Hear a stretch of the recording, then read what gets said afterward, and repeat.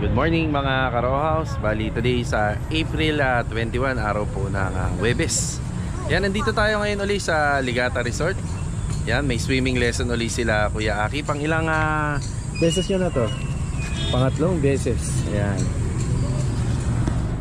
Time check 7:30 pero yung session nila alas 8. Yan, inatid ko lang sila. Tapos babalik na po tayo sa Lumina para pagpatuloy po yung ating project na day 68 po ngayong araw ng Huwebes. Bye bye na Chanel. Bye, Chanel. Bye bye. Poink. Nanaka ha. Sige, ingat. Galingan mo Aki ha. Makinig ka doon sa coach mo ha. Alright. Alright. Tara. Ayan, pabalik na po tayo sa Lumina. Pero bago po yun, bibili muna tayo ng 3 galon ng lacquer thinner dito lang sa dadaanan natin na hardware. Ayan mga Karo, samahan niyo po muli kami dito sa ongoing project natin ngayong araw po ng Huwebes. And enjoy watching po. Thank you pre. Ating lacquer thinner. Ayan, 3 galon. And dito tayo bumili sa hardware ni Boss Dari. Yan, bali 780 yung tatlo. Ayan. Tara, makakabalik na tayo sa Lumina. Let's go. Okay, dito na po tayo. Ito yung ating day 68 ngayong araw po ng Huwebes. Ang lacquer thinner.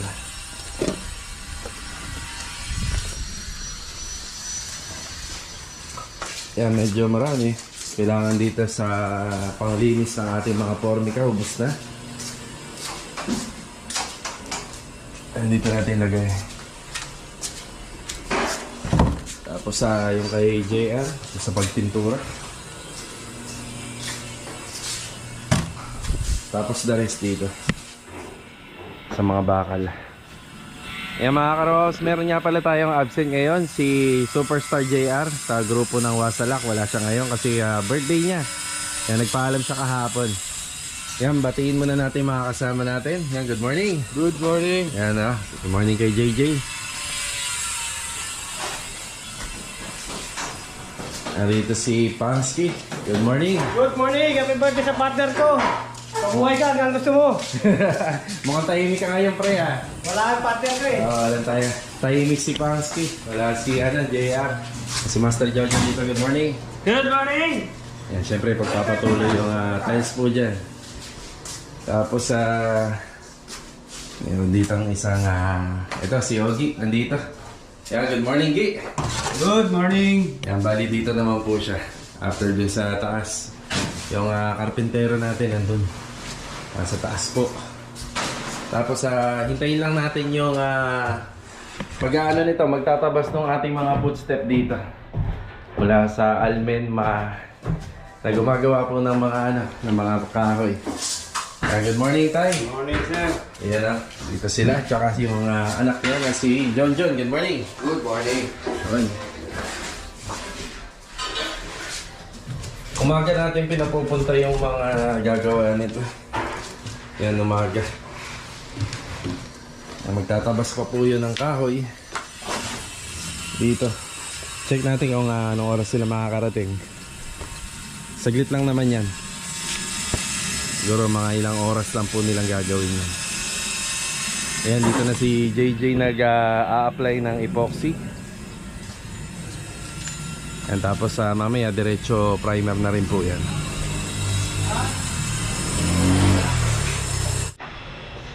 Yan, habang nagmamasilya si JJ rito, masilyahan na rin natin yung bakal doon sa may sunroom.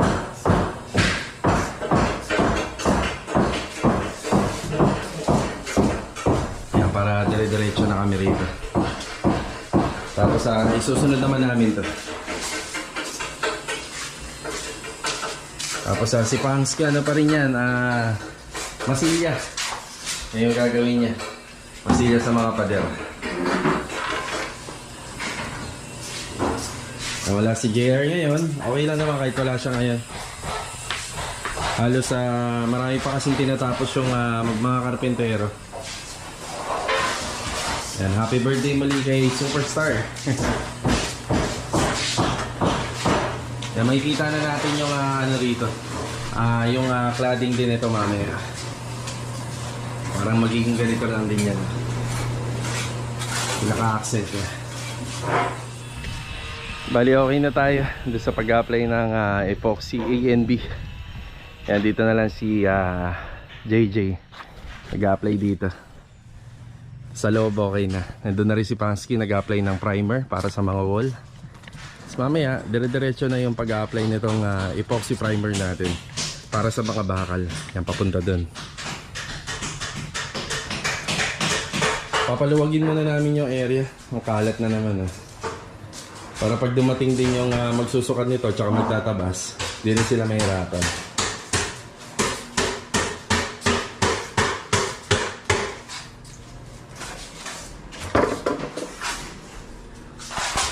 Sarado masilya ulit dito sa kabilang kwarto.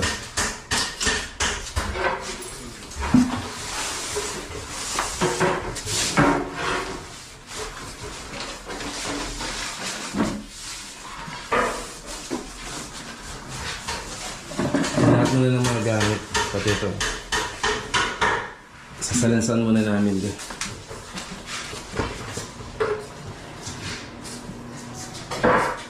Ang kalat. Ayan.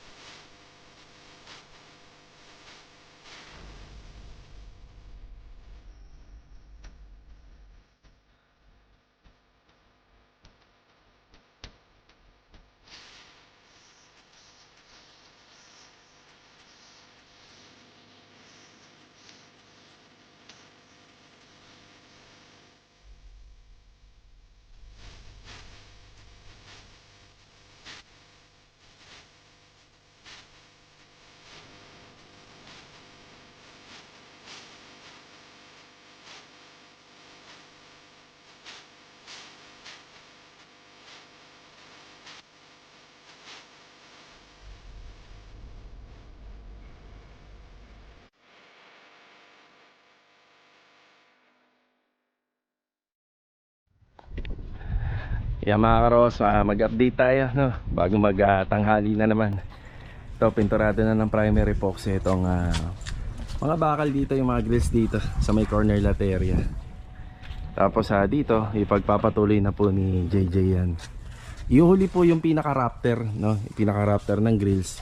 Kasi cuttings po yan para hindi madumihan yung ating pinturado rito sa ating mga parang pergola style. Itong trellis design. Yan yung parang mahogany na kulay. Yan na. Tapos dito, kahit pa paano nakapag-linis tayo, nakapag-segregate ng mga gamit. Ito yung mga personal na gamit namin. Yung pantrabaho. Tapos hiniwalay na rin natin yung ibang mga materialis ng pintura. Yan nandito. Yung iba nandito ginagamit. Tapos itong mga kahoy, hindi pa natin pinupull out muna. Siyempre hindi pa tapos yung mga karpentero. Meron pa silang gagamitin po dyan. So, dito nakapaglatag tayo ng blue sack. Yan, nilatag na natin kahit ito pa lang, hindi pa natin sinasakop lahat. Medyo may mga gagawin pa kasi rito. Bali pinasok natin yung lamesa para pag may pumesto na rito, hindi na ilalagay sa lapag sa flooring yung mga gamit. Yan, dyan na po sana sa lamesa. Maluwag naman dito. Eh, may sinasabi si Pansky. Sinabi na yung mesa namin kasi birthday ni Superstar. Wala naman yung may birthday eh. Parating. Pupunta ba yun? Hindi ba nag-outing? Nag-outing nga eh.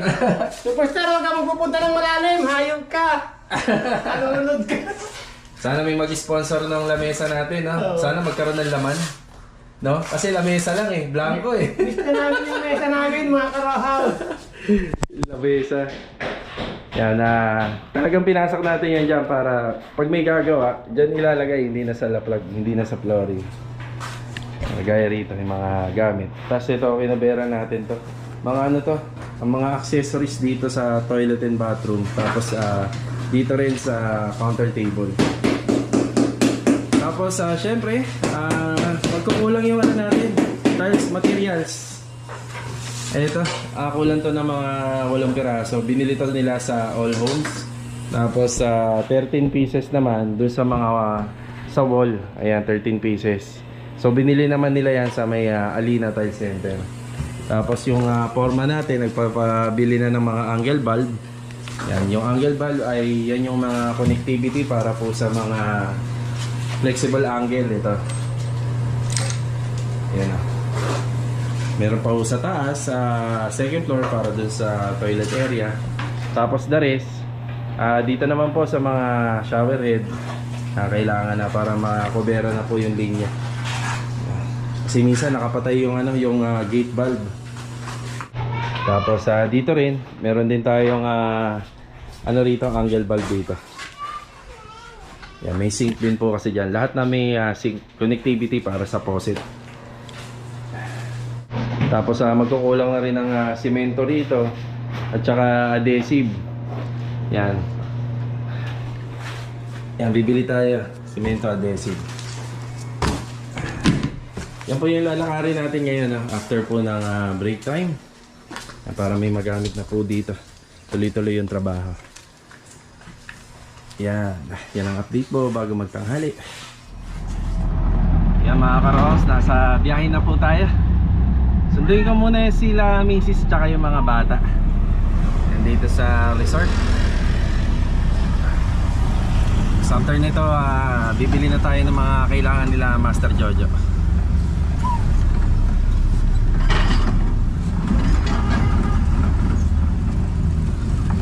Yan. Saan na kaya sila? Baka nasa loob pa. Ayan karos, okay na po yung mga bata. Kamusta ang swimming? Okay, ayos siya nila. So bali nandito tayo sa Alina Tile Center muna. So hindi natin sasayangin yung isang biyahe natin. Yan, bibili muna natin yung tiles. After nito, pupunta tayo ng All Homes naman. Bali yung binili natin na tiles dito, 13 na piraso. Yan, 170 isa, 2,210. Ay, kakarga na lang po yan doon sa owner.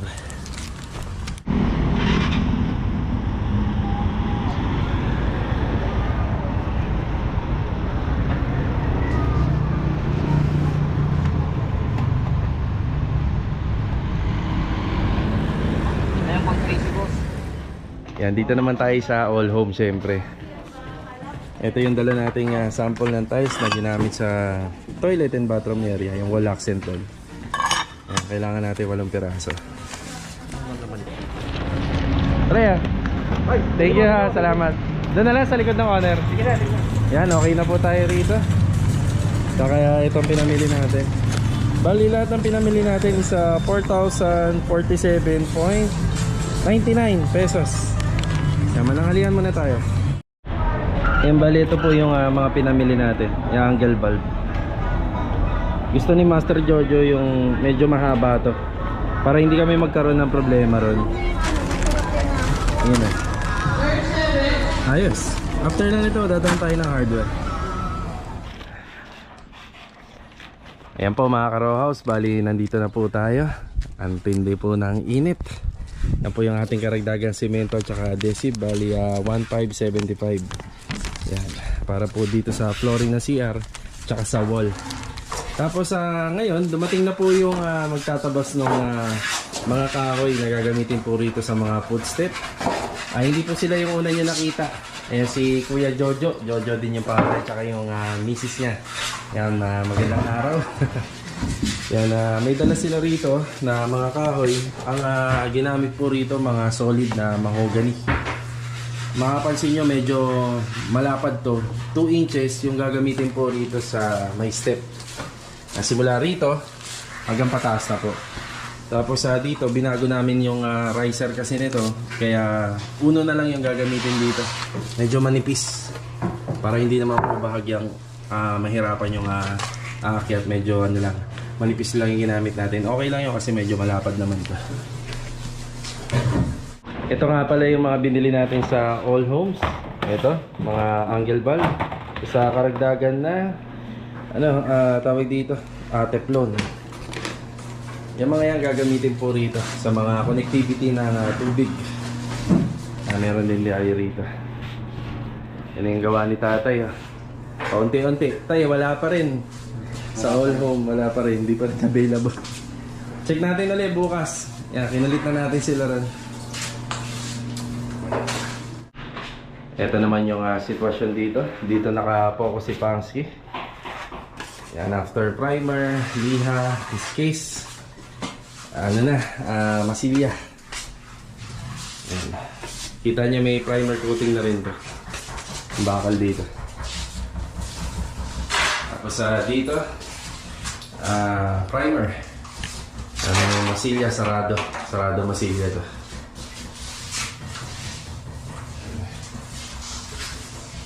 Ito mga karos, kahit na madumihan to, madaling linisin to. Kaya meron tayong lacquer thinner. Para dito. Mapapakintab niya uli yan.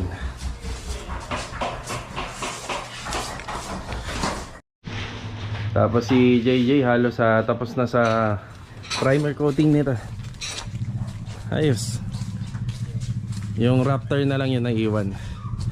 Ayan, nabawas-bawasan po yung ating mga alalahanin dito. Maghihintay na lang po yan ng mga karohas, yung pinaka top coat. So hindi pa natin ito top coat kasi madudumihan lang po yan. Dito na siya, masilya sa mga pader.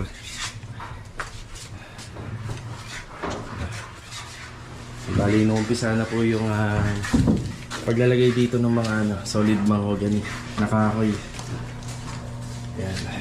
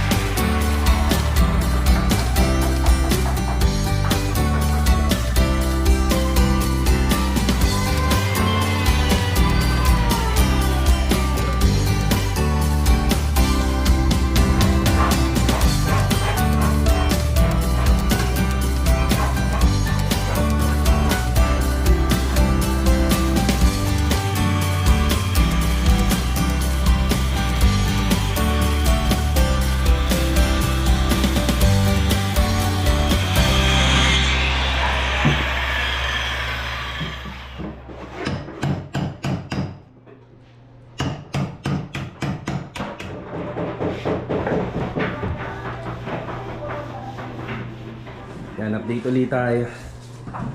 Halos matatapos na yung pagtatabas nitong mga footstep natin dito. Yan na. Oh, di ba?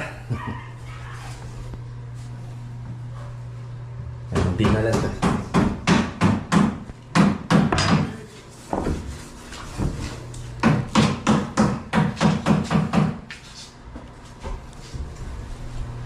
Update dito sa toilet and bathroom.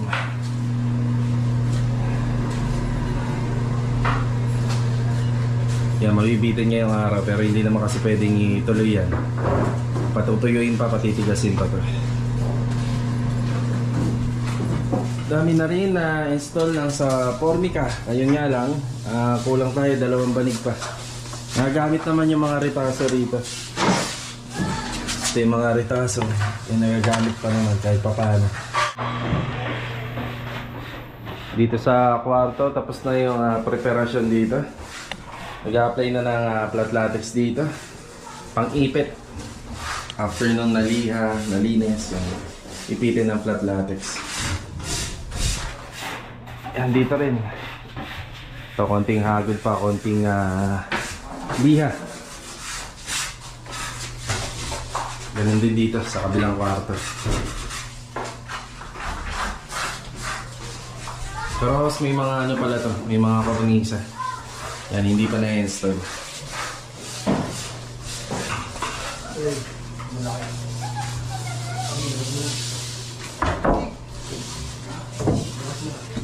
Tapos dito maganda na rin yung pader dito. After lang ng lihan nito, pwede nang ipitin ng primer.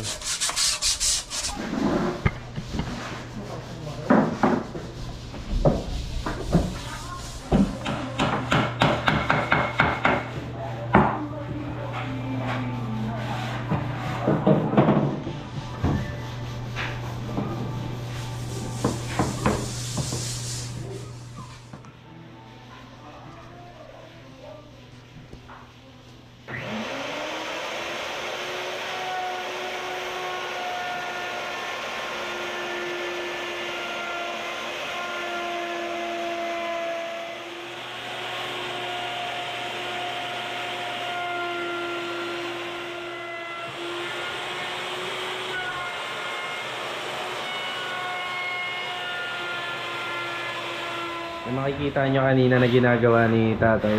Ano po yun? Para sa ganito. Yung router. Para hindi masyadong matulis yung dulo ng board plank.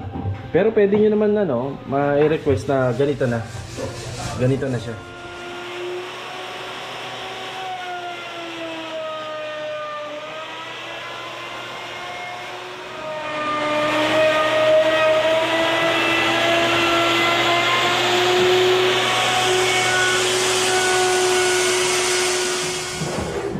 Yan, pwede nyo namang i-request sa gumagawa na ganito yung finish, may kanto. Yan, conforme doon sa request ng client.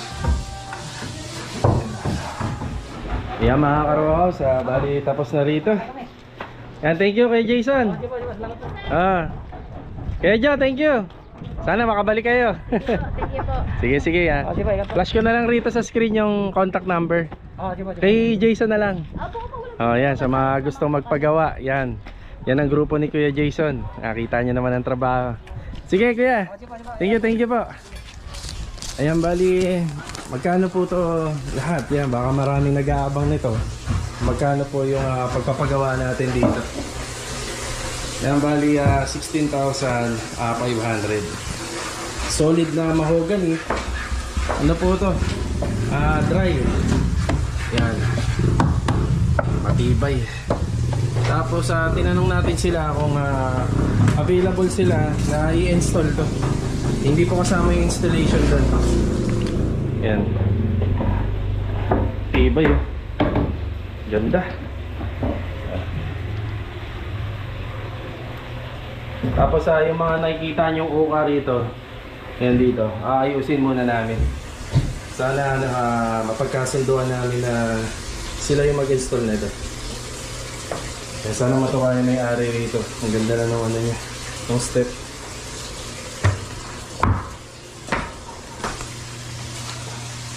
Kapag ka-busy sila, kami talaga nila Master Jojo yung nito, mag-install. Wala nang iba. Mag-update na po tayo. Ito po yung mga nagawa ni Master Jojo rito. Yan na, nakabit na yung faucet dito. Angle valve na binili natin. Faucet dito. Wall type lang yung gusto ng may-ari rito sa faucet. Kaya ganyan. Tapos dito, para sa water connectivity. Tapos yung return. Tapos yung buga ng tubig dito. Tapos may linya na tayo rito, PPR pipe. Ayan, hinihintay na lang natin yung shower head. Para dyan. Sa mga nagawa ng ating mga karpintero, si John, si Tatay Chong, dito naglilinis na lang sila rito. more on yung trabaho nila. Araw-araw makikita natin yung pagdidikit ng Formica. Yan, kaya nag-cover tayo nito ng blue sack para dito talaga yun. Kasi magdudumi talaga yung nagtabas. Gawa ni JJ rito. Sarado masilya, preparasyon, tapos inipit na ng primer. Yan, dito naman si JJ. And iipitin na ng primer yan. Yan, pagkatapos nun, onting liha, pwede nang i-top coat. Wala pa pala tayong onhan yan, yung pan-top coat dito sa labas. Nakamustahin natin dito si Pansky. Yun, oh. Ipit na rin po ito ng primer coating. Yan, B701 po yan. So, preparasyon, liha, masilya, liha, yun. Pwede na. Yan, may pan-top coat tayo yan. Bukas pwede nang i-top coat yan. Yan, dito si Ogie. Yan, puro preparasyon dito kay Ogie. Yan. Liha na lang to. After liha, pwede nang ipitin ng primer. Yan, naglilinis na lang ng flooring.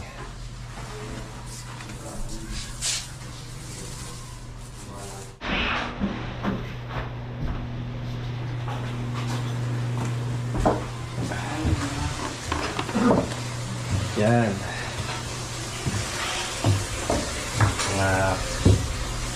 Ang ganda lakaran, no? Oh, sarap lakaran, no? Kahit ano. Hindi pa naka-install yan. So, yung ginawa namin dito, mga nasa 1 oras na to, leak test. No? So, 1 hour na siya. Kung maganda yung ating flow ng tubig. So far, hindi naman siya nag-overflow papunta rito. Kaya, good thing. No? Yan, okay ito. Importante ito eh. Para, syempre, bago natin tapusin lahat ng installation dito, naka-leak test na. Walang bara yung ating linya. Ang mga nagawa rito. Yan.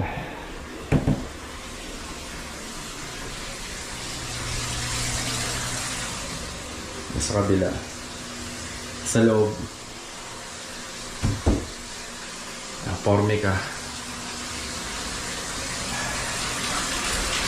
Oh. Ay, ang ganda oh. Magkakaroon ng handrail dito yung Karohouse. May mga nakapansin pala niya nasa na daw yung handrail dito. Yan dito yun, sa gilid. Yan yung balak na may-ari. Tapos yung gagamitin na kahoy doon, yung mga gumawa nito, sila yung gagawa din. Oh. Alright, naglilinis na lang po kami rito. Yan, naglilinis na lang din dito sa may fence area. Tapos tinatapos na lang to yung pagpa-primer dito sa may kabilang wall. Bali yan po yung halos naganap ngayong araw po ng Huwebes. Tapos syempre dito tayo nakatutok dito sa ating solid wood na mahogany, yung pagtabas po nito.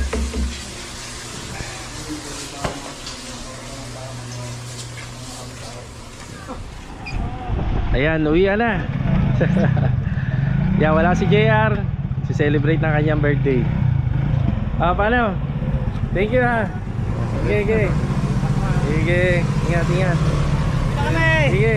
Goods yan dala mo ha. Ayan mga karos, dito na po tayo sa bahay. Nakauwi na nga rin po pala yung tropa. Bago po ang lahat, shoutout po kay Ma'am Rubilin Lucas. At saka binabati ko po ng happy birthday yung alaga niya na si Basti. Ayan, more birthdays to come, watching from Valenzuela City. Yan, shoutout po sa inyo, ingat palagi. Shoutout na nga rin po pala kay Sir Ronel Corporal. Tapos shoutout na rin kay Sir Mark Tulabot. Yan, nasa barko siya sa Winstar Star Legend. Ayan, shoutout sa inyo, ingat palagi dyan. And God bless. Ayan mga karos, abangan po natin yung mga susunod na episode dito sa paggawa namin sa Project Mia with Corner Lot Extension. Maraming salamat po sa palaging pagsubaybay. So paano mga karos, kita-kita tayo sa susunod na video. God bless po sa ating lahat. At syempre, ingat palagi.